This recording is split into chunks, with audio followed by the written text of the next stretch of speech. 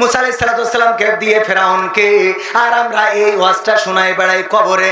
যখন আমার চাচা মারা যায়, আমার খালু মারা যায়, মা মারা যায়, বাবা মারা যায়, যে বলি এই মাটি থেকে সৃষ্টি করা হয়েছে, আবার এই মাটিতে ঢুকিয়ে দেওয়া হলো, আবার একদিন এই মাটি থেকে জীবন্ত করে ওঠানো হবে।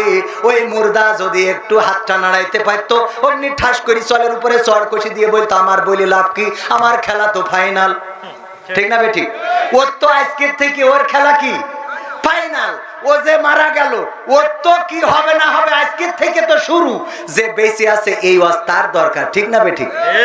মোটরসাইকেল যে জোরে চালায়, কুপান দেশে ওরে জোরে, যেই মনিহারের মধ্যে অ্যাক্সিডেন্ট করে হাসপাতালে বেডে ভর্তি। এখন ওর কাছে যেই বলছে গাড়ি জোরে চালাতে নেই, চালালে অ্যাক্সিডেন্ট হয়, হলি হাসপাতালে ভর্তি হতে হয় পাতালে না হয় হাসপাতালে। ঠিক না বেঠিক? হয় পাতালে আসতে যে অ্যাক্সিডেন্ট করেছে, ও যদি এই ওয়াজ করে মেজাজ খারাপ হয়ে যাবে না? কবে এই ওয়াজ তুই আমি যতক্ষণ অ্যাক্সিডেন্ট করলাম তখন বললি তো ভাল লাগতো। ঠিক না বেঠিক? যে মরে গেছে ও যখন কেউ সাবধান করে যে এই মাটি থেকে তোমাকে সৃষ্টি করা হয়েছে, আবার এই মাটিতে ঢুকালাম, আবার মাটিতে উঠাবে, ও মনে মনে কয় আল্লাহ আমার যা হওয়ার তা তো হবে, তোরা ভালো হ, আগে তোমরা ভালো হও। ঠিক না বেঠে? আগে তোমরা ভালো হও। তাইলে এই ওয়াজ কনে করতে হবে আজকে? শুধু এই ওয়াজটুক শিখলি যথেষ্ট? এই ওয়াজ কনে করতে হবে বলেন? হ্যাঁ, জিন্দা মানুষ শুধু না, ওই যে পর্দা করে বুকির পরে নেট পরে থিয়েছে যা দিয়ে মাছ ধরা লাগবে, যেই বলতে হবে ভাই ছিটকিনিটা আমাকে দাও, আমরা মাছ ধরি গা। তোমার বলছি শোনো, মিনহা খলাকনাকুম ওয়া ফিহা নুঈদুকুম ওয়া মিনহা নুখরিজুকুম তারাতান উখরা। এই সিহার আর বাড়াবাড়ি করে লাভ নেই। লিপস্টিক মারি চাও যে কায়দা করে, ও তো চুমো খেয়ে 3 জায়গায় লাগাই ফেলবে। এই জন্য ওসব বাদ দাও, দিয়ে ভালো হয়ে যাও। কারণ মাটিতে বানানো হয়েছে, মাটিতে ঢুকাইনো হবে, আবার একদিন মাটিতে উঠাইনো হবে। তোমার এই অস্তিত্ব থাকবে ওর কাছে করতে হবে। এবার গ্রামে সবচেয়ে বড় যে সুদখোর, তার কিন্তু বলা যাবে, তার বলা যাবে সভাপতি বললে যখন, তাহলে ঠিক আছে। আমি আবার সাহস করে বলতে চাচ্ছিলাম না, কারণ কুমিল্লায় এক জায়গায় বলেছি মাহফিলের সভাপতি, সে উঠে চলে গেছে। পরের দিন শুনলাম আমি এই সুদের ব্যাপারে কথা বলেছি, উনি নাকি ওই গ্রামের সবচেয়ে বড় সুদখোর। তাহলে সহ্য না করে পারা যায়? উনি উঠে চলে গেছে। এই জন্য সভাপতি যখন বলেছে বলা যাবে, তাইলে গ্রামের যে সুদখোর তার যেই বলতে হবে মিনহা খলাকনাকুম ওয়া ফিহা নুঈদুকুম ওয়া মিনহা নুখরিজুকুম তারাতান উখরা। আমি ফাঁকি দেয়, মানুষকে কষ্ট দেয়, ব্যথা দেয়, তার কাছে যে বলতে হবে। তারপরে যে কার কাছে বলতে হবে? ওগো আমার ভাইরা, এরপরে মেম্বার যে আপনার রাস্তা এক জায়গার রাস্তা আর এক জায়গায় লাগাই দিয়েছে, বিধবা ভাতার টাকা শাশুড়ির নামে লাগাই দিয়েছে, বয়স্ক ভাতার টাকা শ্বশুরের নামে দিয়েছে, আবার অনেকেই আছে বিধবা ভাতার টাকা শালীর নামে দেয়। জিজ্ঞেস করা হলো তোমার শালী বিধবা ভাতার ভাতা পেল কেন? কয় আমার শালী বিধবা। কি করে বিধবা? ওর স্বামী নেই। কয় স্বামী নেই কেন? কয় এখনো বিয়ে হয়নি। বিয়ে হয়নি তাই স্বামী নেই, তাই ও বিধবা। ওর কাছে দলিল আছে না নাই? কত কায়দা করে আল্লাহ। এটা কি লিখেছে? ওরে বাবা রে, তুই খাস কি? এটা কোনো গান না, এটা হলো সাংস্কৃতিক অনুষ্ঠানের একটা কন্টেন্ট। ওটা আমরা সাংস্কৃতিক অনুষ্ঠান যখন দেবেন তখন আমরা শোনাবো ইনশাআল্লাহ। তারপরে কার শোনাবেন? এই ওয়াজ শোনাবেন চেয়ারম্যানকে। ওগো চেয়ারম্যান সাহেব, আপনি চেয়ারম্যান হওয়ার পরে আমরা তিরান ঠিক মতো পাইলাম না। আপনি চেয়ারম্যান হওয়ার পরে 12 বাজারে জমি কিনতে পারিছেন, কিন্তু আমাদের জমিতে সারাটাও আমরা ঠিক মতো পাই না। চেয়ারম্যানের কাছে কাউন্সিল যে ওয়াজ শোনানো লাগবে গো, এমপির শোনানো লাগবে, আমাদের জনাব আনোয়ারুল আজিম আনোয়ার সাহেবকে শোনানো লাগবে, আমাদের মন্ত্রীকে শোনানো লাগবে, শামীম ওসমানকে শোনানো লাগবে, কিন্তু আপাতত প্রধানমন্ত্রীর শোনানোর দরকার নেই। অন্তত শামীম ওসমান পর্যন্ত যান। ঠিক আছে তো? শোনানোর দরকার আছে না নাই? এই আয়াত যদি শোনান, এই আয়াত শোনাতে গেলে ওরা মানবে নাকি? না, মানবে না। বলবে আমাদের ভয় দেখাও, ক্ষমতার পাওয়ার আছে না নাই? কিন্তু ওই গানটাই বলেছিলাম, রূপের ভয় করিস না রে, রূপ চিরদিন থাকে না, নিজের মুখটা দেখা একদিন হইবে রে তোর যন্ত্রণা। কিসের এত বড়াই তোমার মাটির দেহ লইয়া, ময়রা দেখো পোকা মাকড় শেষ করবে সব খাইয়া। এই দুনিয়া ছাড়তে হবে, অহংকার আর কইরো না, এই দুনিয়া ছাড়তে হবে, অহংকার আর কইরো না, নিজের মুখটা দেখা একদিন হইবে রে তোর যন্ত্রণা। ঠিক না বেঠিক? যে ক্ষমতায় আছে, এরশাদও এই দেশে ক্ষমতায় ছিল, বঙ্গবন্ধু ক্ষমতায় ছিল, জিয়াউর রহমান ক্ষমতায় ছিল, খালেদা জিয়া ক্ষমতায় ছিল। এক এক করে সবাইকে ওই ক্ষমতার চেয়ার ছাড়তে হয়েছে। বর্তমান যারা আছে ওদেরকে কোনোদিন ছাড়া লাগবে না। লাগবে কি না? ওদেরও ছাড়া লাগবে। আবার যারা ক্ষমতায় আসবে তারা চিরদিন থাকবে নাকি? না, থাকবে না। জামাতের লোক যদি ক্ষমতায় আসে ও চিরদিন থাকতে পারবে, কারণ ও জামাতের লোক। যদি চরমনায়ের ক্ষমতায় আসে সে চিরদিন থাকতে পারবে, কারণ সে চরমনায়ের পীর সাহেবের দোয়া আছে। না, সেও থাকতে পারবে না। এই জিনেদার সন্তান আমাদের আইনুদ্দিন আল আজাদ ভাই, মনে আছে তার কথা? আমার শ্রদ্ধা ভাজন উস্তাদ, এত সুন্দর একজন মানুষ ছিল।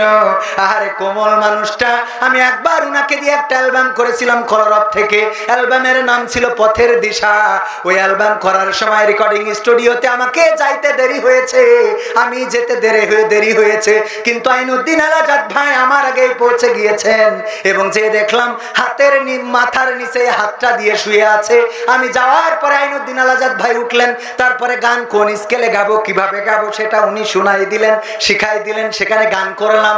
এই আইনুদ্দিন আল আজাদ ভাই সুন্দর করে মানুষদেরকে সচেতন করেছেন। পদ্মা মেঘনা যমুনার তীরে কত ঢেউ চলে যায়, আসে না তো ফিরে, তেমনি আমিও হারিয়ে যাব, তেমনি আমিও হারিয়ে যাব, আসব না কভু ফিরে। পদ্মা মেঘনা যমুনার তীরে কত ঢেউ চলে যায়, আসে না তো ফিরে। বলেছে না, বলে নাই? পদ্মা মেঘনা যমুনার তীরে কত ঢেউ আসে আর যায়। এই দুনিয়ার পরে কত মানুষ আসে আর যায়। ছোট বাচ্চা শিশুর জন্ম হয়, আর আমরা বৃদ্ধ হয়ে যাই। আমরা এক এক করে জায়গা করে দিয়ে চলে যাই। কাদের জন্য আমাদের সংসার, কাদের জন্য আমাদের মায়া, কাদের জন্য এত ভালোবাসা, কাদের জন্য এই ক্ষমতার লড়াই, কাদের জন্য এই পাওয়ার, সব কিছু ফেলে রেখে একদিন চলে যেতে হবে। আপনি যদি মারা যান, 3 দিন যদি পড়ে থাকে, আপনার ওই লাশটা গোসল করানোর মতো মানুষও তেমন পাওয়া যাবে। 3 দিনে লাশের গায়ে গন্ধ আসে না? আসে না? আমার তারেক ভাই সুন্দর করে গাইছে, 6 দিন পরে নখ খসে যাবে, 9 দিন পরে চুল, কবর দেশের সামান নিতে কইরো না কেউ ভুল, কবর জায়গা ভালো না, কবর জায়গা ভালো নয়, আমল দিয়েই কবর গ্রহ সাজিয়ে নিতে হয়, আমল দিয়েই কবর গৃহ সাজিয়ে নিতে হয়। ঠিক না বেঠে? আমল যদি ভালো হয় বেঁচে যাবেন, আমল যদি খারাপ হয় ওখানে বিপদে পড়ে যাবেন। আল্লাহর নবীর স্ত্রী খাদিজা রাদিয়াল্লাহু তাআলা আনহা মৃত্যুর সময় স্বামীকে বলছেন, ওগো নবী মুহাম্মদ, ওগো আমার স্বামী, আপনার কাছে কোনোদিন কিছু চাই নাই, কোনোদিন আপনার কাছে কোনো বাইনা ধরি নাই, কোনোদিন কোনো আবদার করি নাই, আজকে আমি 3টা আবদার করব, আপনি কি একটু রাখবেন? আল্লাহ রাসূল বললেন, খাদিজা বলো কি আবদার করবা? খাদিজা রাদিয়াল্লাহু তাআলা আনহা এতটাই আল্লাহর নবীর প্রতি ভালোবাসায় আসক্ত শুধু নয়, দায়িত্ববান ছিলেন। যখন মক্কার কাফেরেরা বলল, ওগো খাদিজা, তুমি একজন গোলামকে বিয়ে করেছো, তোমার বাড়িতে কাজ করতো, তোমার ব্যবসা দেখাশোনা করতো, এই কর্মচারীকে তুমি বিয়ে করলে, একজন রাখালকে তুমি বিয়ে করলে। খাদিজা রাদিয়াল্লাহু তাআলা আনহা বললেন, সবাইকে দাওয়াত, আমার বাড়িতে সবার খাওয়ার দাওয়াত। সবাই আসলো, মক্কার বড় বড় কাফেরেরা, বড় বড় সর্দারেরা। ওরা আসার পরে খাওয়া দাওয়া করানোর পরে বলতেছে, আমি একটা দলিল করেছি, এই দলিলটা আমি আপনাদের পড়ে শোনাতে চাই। কি সেই দলিল লেখা?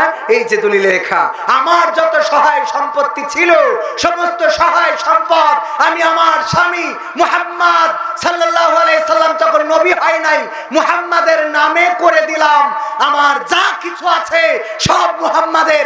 আজকে থেকে মুহাম্মদ আর গরিব নন, মুহাম্মদ ধনী, আমি হলাম গরিব। আল্লাহু আকবার। এমন স্ত্রী আছে? আছে মানে কি? বাপের বাড়িতে একটা গাই গরু নিয়ে আইলো আমার ইমাম চাচার স্ত্রী। কি নিয়ে আইলো? ওই গাই গরু আজ পর্যন্ত মরে নাই। আমার চাচা মাঠে জমি কিনলো 1 বিঘে, বলছে আল্লাহ আলহামদুলিল্লাহ আজকে জমিটা কিনতে পারলাম, সবাই খাওয়াইছি, তোমার জন্য পার্সেল করে নিয়ে আসিছি। এখন তো পার্সেল করে আনে, আগে প্যাকেট করে আনতো, তো এখন এই পার্সেল করে আনিছি, তুমি এটা খাও। স্ত্রী বলতেছে আব্বাকে বাড়িতে গায়ে গরুটা আনিলাম বললেও জমিটা কিনা হয়ে গেছে আব্বাকে বাড়িতে। এইবার আমার ইমাম চাচা 12 বাজারের পরে একটা 5 তলা বাড়ি করেছে, বলছে বউ, এখন তো বউ বলে না ওয়াইফ, চলো যে একটু তুমি ফিতেটা কেটে দিবা। যাওয়ার সময় ধাক্কা দিয়ে বলছে আব্বাকে বাড়িতে গায়ে গরুটা আনিলাম বুঝলে, তা না হলে এত দূর করতে হইতো না। এরপরে একটা 4 চাকার গাড়ি কিনেছে, ওই যে আমার মতো, ওইটা কিনে বলছে স্ত্রী তুমি আজকে ঈদের দিন আমার খুব আনন্দ লাগছে, গাড়ি একটা কিনেছি, তুমি চড়ো আমার ডাইন পাশে না বাম পাশে, আমি তোমার নিয়ে একটু, হ্যাঁ বাম পাশে, আমি তোমার নিয়ে একটু ঘুরে বেড়াবো। গেট খুলিয়েতে বলছে ড্রাইভারের সিটি আমার ইমাম চাচা বসা, গেট খুলি বলছে আব্বাকে বাড়ি তো গায়ে গরু ডানিলাম বলে বলে গাড়িটা কিনতে পারিস সহ্য নাকের পার। এরপরে যদি উনি ইলেকশন করে, উপজেলা চেয়ারম্যান যদি পাস করে, কাউন্সিলে যেদিন বরণ হবে, ওখানে যাওয়ার সময়ও বলে যাবে আব্বাকে বাড়িতে গায়ে গরু ডানিলাম বলে, ও গায়ে গরু এনে দিলে ভোট দেশ মানুষ সহ্য না করে পারবেন। এরপরেও শুধু শেষ না, আমার বিশ্বাস মারা যাওয়ার পরে কবরে যদি ওই আল্লাহ যদি জান্নাতে যায়, আর জান্নাতে যাওয়ার সময় সিঁড়িতে যদি একজন আর একজনের সাথে আল্লাহ কোনোভাবে দেখা করাই দেয়, কবে আব্বাকে বাড়িতে গায়ে গরু ডানিলাম বললে তুমি জান্নাতে, ওখানে যাইও ছাড়বে বুঝলে আমার মনে হয় না।